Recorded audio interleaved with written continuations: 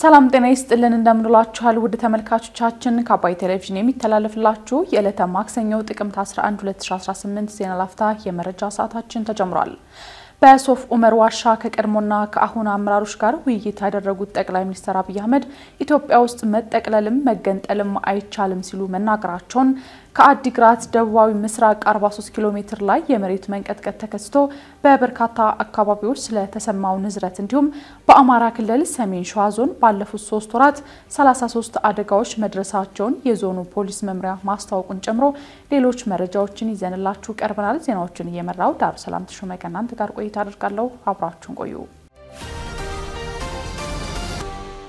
በሶፍ ዑመር ዋሻ ከቀድሞና ከአሁን አመራሮች ጋር ውይይት ያደረጉት ጠቅላይ ሚኒስትር አብይ አህመድ ኢትዮጵያ ውስጥ መጠቅለልም መገንጠልም አይቻልም ሲሉ ተናገሩ። ጠቅላይ ሚኒስትር ዶክተር አብይ አህመድ ከቀዳማዊት እመቤት ወይዘሮ ዝናሽ ታያቸውና ከቀድሞና ከአሁን የኢትዮጵያ ባለስልጣናት ጋር በባሌ ዞን ጉብኝት ማድረጋቸው ይታወቃል። በጉብኝቱ ወቅትም በሶፍ ዑመር ዋሻ ውስጥ ውይይት የተካሄደ ሲሆን በወቅቱም የተለያዩ ሐሳቦችም ተነስተዋል። በውይይቱ ማጠቃለያ ላይ አስተያየት የሰጡት ጠቅላይ ሚኒስትር አብይ አህመድ ኢትዮጵያ ውስጥ ባሉ የፖለቲካ እንቅስቃሴዎች መገንጠልም መጠቅለልም አይሰራም ሲሉ ተናግረዋል። ከሰሜን እስከ ደቡብ ባለው የሀገሪቱ ክፍሎች ልንገነጠል በሚል የተደራጁ የፖለቲካ ፓርቲዎች እንዳሉ የገለጹት ጠቅላይ ሚኒስትሩ አንዱም ሀገሩን አያውቅም ሲሉ ተችተዋል። ኢትዮጵያ ውስጥ ዛሬ ልጠቅልል የሚለውም ኢትዮጵያን አላወቃትም፣ ልገንጠል የሚለውም ኢትዮጵያን አላወቃትም። መገንጠልም መጠቅለልም አይሰራም። መስማማት በትብብር ሁሉም ያለውን ሀብት ያወጣ እንዲለማ አድርጎ መኖር ብቻ ነው የሚያዋጣው። ይሄን መገንዘብ አለመቻል ነው ችግር ያመጣብን። ለምሳሌ ልገንጠል ብሎ ከሰሜን እስከ ደቡብ የተደራጀ ፓርቲ አለ። ከነዚህ ውስጥ አንዱም ሀገሩን አያውቅም፣ ህዝቡን አያውቅም፣ ባህሉን አያውቅም። የነጻድቃን ቲፒኤልኤፍ ልገንጠል በሚልበት ሰዓት እርግጠኛ ሆኜ የምነግራችሁ እነዚህ ወጣቶች በዛ ዘመን ትግራይን ባህሉን በደንብ አያውቁትም። እልህና ቁጣን ያላቸው እንጂ የበቃ ዕውቀት አልነበራቸውም። ኦነግ ቅድም ሌንጮ እንዳለው እንኳን ኦሮሚያን መገንጠል ቀርቶ የትውልድ ስፍራውን እንኳን በትክክል አያውቀውም። አብይ አህመድ በንግግራቸው ኢትዮጵያ ውስጥ ሰላም የለም፣ ሰላም መቅደም አለበት የሚል ቅሬታ በተለያየ መንገድ እንደሚነሳም ጠቅሰዋል። ጠቅላይ ሚኒስትሩ የሚመሩት መንግስት አቋም ሰላም እንዲመጣ እናምናለን፣ ሰላም እንዲመጣ እንሰራለን፣ ሰላም እስከሚመጣ ግን አንቀመጥም እናለማለም የሚል እንደሆነም ገልጸዋል። ሰርቫይቭ አደረገ። የኛ ምርጫ እንደሱ ነው። ሰላም እንዲመጣ እንለምናለን፣ ሰላም እንዲመጣ እንሰራለን፣ ሰላም እስኪመጣ ግን አንቀመጥም እናለማለን። ምርጫችን እንደሱ ነው። ብዙዎች ሰላም እያሉ ኢትዮጵያ ውስጥ ባለፉት 100 ዓመታት ሰላም አልነበረም። አሁን ፌስቡክ እና ዩቲዩብ ስላለ በየቀኑ ስለምንሰማው ነው እንጂ የበዛው ሰላም አልነበረም። የአፄ ቴዎድሮስ ታሪክ ዘመቻ ነው። የአፄ ዮሐንስ ታሪክ ዘመቻ ነው። የመንግስቱም በኋላም የነበረው ሽፍታ ኢትዮጵያ ውስጥ ጠፍቶ አያውቅም። ወንበር ለማጽናትና ሽፍታ ለማሳደድ 100% የደከሙ መሪዎች ሶፍ ዑመርን ዘንግተውታል። ትርፍ ያገኘነው እሱን ነው። በጉብኝቱና በውይይቱ የተሳተፉት የቀድሞው የኦሮሚያ ክልል ፕሬዝዳንትና የህዝብ ተወካዮች ምክር ቤት አፈ ጉባኤ አቶ አባዱላ ገመዳ እንዲህ አይነት ሀብት ይዘን የድህነት ጫፍ ውስጥ መሆናችን ይቆጨኛል ሲሉ በቆይታቸው የታዘቡትን ገልጸዋል። ይህን አይነት ሀብት ይዘን 3 ነገሮች አሉ እኔ በጣም የሚቆጨኝ። አንደኛ የድህነት ጫፍ ያለበት ነው። መሰረተ ልማት የለም። ትልቅ ሀገር ነው ብዬ ወስዳለሁ። እንደተባለው ይህን አይነት ሀብት ይዘን 3 ነገሮች አሉ እኔ በጣም የሚቆጨኝ። አንደኛ የድህነት ጫፍ ያለበት ነው። መሰረተ ልማት የለም። ለህብረተሰብ መሰረታዊ የሚባሉ የሚያስፈልጉ ነገሮች አልተሰሩም። ሀብት ላይ ተቀምጦ የድህነት ጥግ የሚኖር ማህበረሰብ መሆኑ አንዱ እጅግ በጣም የሚቆጭ ነው። የቀድሞው የመከላከያ ሰራዊት ኢታማዦር ሹም ሌተናል ጀነራል ጻድቃን ገብረትንሳኤ የፖለቲካ መንገዳችንን ካስተካከልን ወደፊት ተስፋ ይታየኛል ብለዋል። አሁንም ከችግሮቻችን ሙሉ በሙሉ አልወጣንም ያሉት ጀነራሉ ኢኮኖሚያችን እየተሻሻለ ሲመጣ ፖለቲካዊ ችግሮቻችን ይፈታሉ ብያምናለሁ ሲሉም ገልጸዋል። ጻድቃን በዚህ መድረክ የቀድሞው ጓዶቼን በማግኘቴ ደስተኛ ነኝ በማለትም ተናግረዋል። ሰላማችንን ጠብቀን እየተቻቻልን የፖለቲካ ስርዓታችንንም አስተካክለን ችግር በሚፈታ መንገድ ከሄድን በጣም ብራይት የሆነ የወደፊት እድል እንዳለን ነው እያሳየኝ ይሄድ ያለው አሁንም ሙሉ በሙሉ ከችግሮቻችን እንዳልወጣን አቃለሁ ችግሮች እንዳሉ አቃለሁ እነዚህ ችግሮች የፖለቲካ ስርዓታችንን በማስተካከል እየተቻቻልን ያልኩት ብቻ ይሁን ሳንል የራሳችንን ጉዳይ ሳፕረስ አድርገን ለሀገር የሚጠቅም ነገር በመስራት እንፈታቸዋለን ከዚህ ጎን ለጎን ደግሞ የኢኮኖሚ ሁኔታ እየተሻሻለ ሲሄድ የፖለቲካ ስርዓታችንን የበለጠ ያጠናክረ ይሄዳል የሚል ተስፋ እንዲይዝ ነው ያደረገኝ የባሌ ተራሮች ከመልካ ምድር ባለፈ ሻመታትን የተሻገረ ታሪክ ያለው ነው ሲሉ የገለጹት ደግሞ የጠቅላይ ሚኒስትሩ የምስራቅ አፍሪካ ጉዳዮች አማካሪ አቶ ጌታቸው ረዳ ናቸው ሶፍ ዑመር መልካ ምድር ብቻ ግን አይደለም ባሌ ያሉ ተራሮች መልካ ምድር ብቻ አይደለም ውብ የመሆናቸውን ያክል ብዙ እንስሳት መያዛቸውን ያክል ታሪክም ናቸው ይህ አካባቢ ለምሳሌ የኢትዮጵያ ኢንተግራል የመልካ ምድር አካል ነው ሶፍ ዑመር ይቆራበታል ሰሜን ማን ነው የባሌ ማውንቴንስ ይቆራባቸዋል ግን ደግሞ እዚህ አካባቢ ከ1000 ዓመት በፊት ጀምሮ ከሙሉ ዓለም የተሰባሰቡ የእስልምና ምሁራን ትምህርት ይቀስሙበት የነበረ አካባቢ መሆኑን ማንም ሰው አስተውሎ አያውቅም የታሪካችን አካል አርገንም ተንትነን ነው አናውቅም በጂኦግራፊ መንኮራውን ያክል ታሪኩም አካላችን ነው ብለን አስበን ምንችልበት አጋጣሚ ነበር ወይ አምባሳደር ኩማ ደመቅሳ በበኩላቸው የተሰሩ በጎ ስራዎች መሰራት አለባቸው ያሉ ሲሆን የተጀመሩ ስራዎች እንዳይቀጥሉ እንቅፋት የሆኑ ችግሮች መቀረፍ አለባቸው ብለዋል ክቡር ጠቅላይ ሚኒስትር ሁሌኛ በሰራነው ስራ አንኮራም የተለየ ክብር እንዲሰማንም አይፈልግም ግን የተሰራ ስራ መነገር አለበት ሁላችንም ልንረካበት ይገባል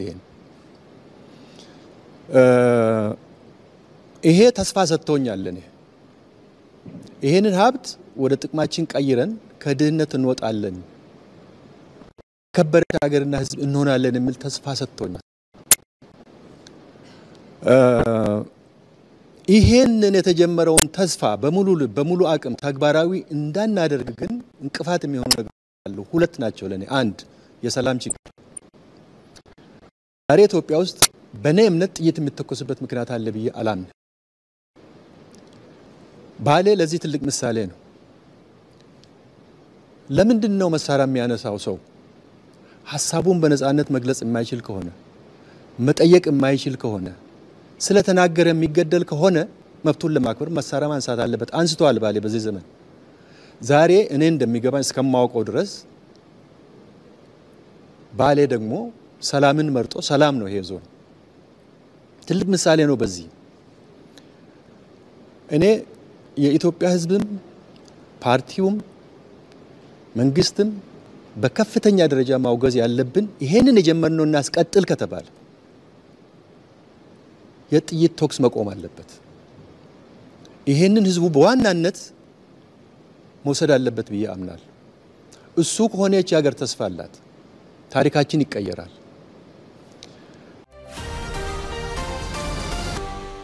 ከአዲግራት ደቡባዊ ምስራቅ 43 ኪሎ ሜትር ላይ የመሬት መንቀጥቀጥ ተከስቶ በበርካታ አካባቢዎች ንዝረቱ ተሰማ ትላንት ጥቅምት 10 ቀን 2018 ዓመተ ምህረት ምሽት ላይ ከአዲግራት ደቡባዊ ምስራቅ 43 ኪሎ ሜትር የመሬት መንቀጥቀጥ ተከስቶ በበርካታ አካባቢዎች ላይ ንዝረት መሰማቱ ተነግሯል ከምሽቱ 1 ሰዓት ተኩል የተከሰተው የመሬት መንቀጥቀጥ በሬክተር ስኬል 4.5 መለካቱን የአሜሪካ ጂኦሎጂካል ሰርቬይ መረጃ አመላክቷል የመሬት መንቀጥቀጥ ንዝረቱ ከተሰማባቸው አካባቢዎች አንዷ የትግራይ መዲና መቀሌ ስትሆን ንዝረቱ በተለይ በፎቅ ወይም ህንጻዎች ላይ አስፈሪ ስሜት እንደነበረም ትግባ ዘግቧል ከጥቅምት 2 ቀን 2018 ዓመተ ምህረት ወዲህ ንዝረቱ ትግራይና አፋር በርካታ አካባቢዎች ጎልቶ የሚሰማ የተለያየ ልኬት ያለው መሬት መንቀጥቀጥ እየተሰማ ነው እሁድ ጥቅምት 2 2018 ዓመተ ምህረት የተከሰተው በሬክተር ስኬል 5.6 የተለካ የመሬት መንቀጥቀጥ አፋር ክልል የሰው ህይወት ቀጥፎ በርካታ ቤቶችን አፍርሶ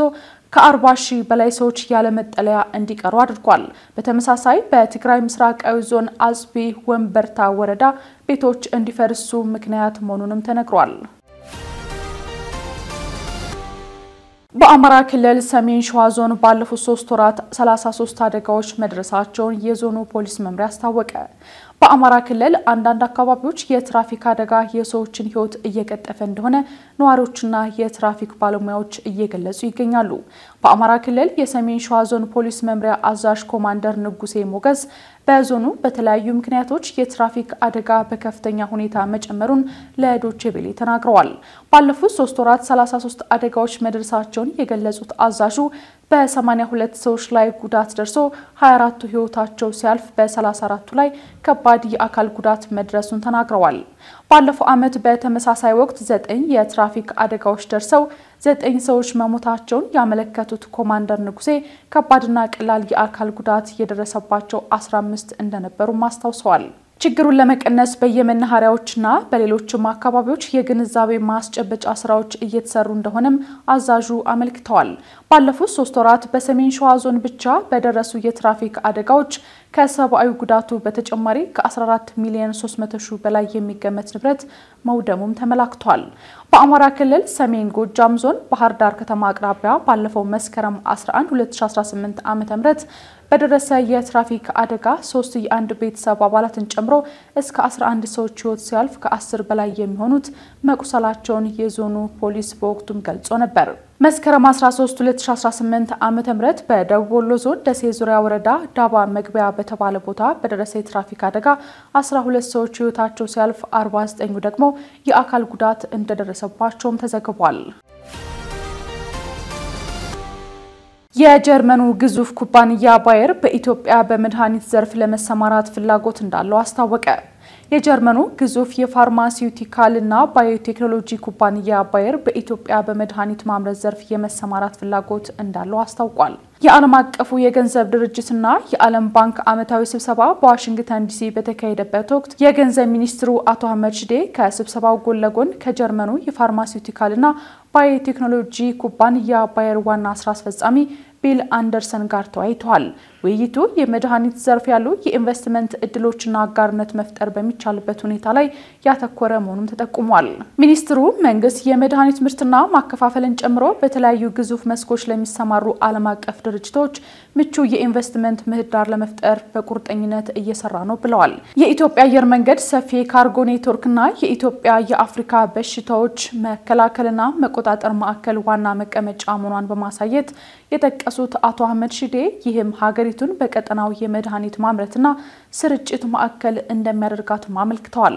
አቶ አህመድ ሺዴ የመንግስት ኢንቨስትመንት ማበረታቻዎችን በተመለከተም የመድኃኒት ማኑፋክቸሪንግ ላይ በሚሰራው የቂሊንጦ ኢንዱስትሪ ፓርክ ከታክስ ነፃ ማበረታቻ እንዲሁም የባለ ሀብቶችን መተማመን የሚገነባና ጥራትን የሚያረጋግጥ የህግ ማዕቀፍ እየተገበረ እንደሚገኝ አመልክተዋል።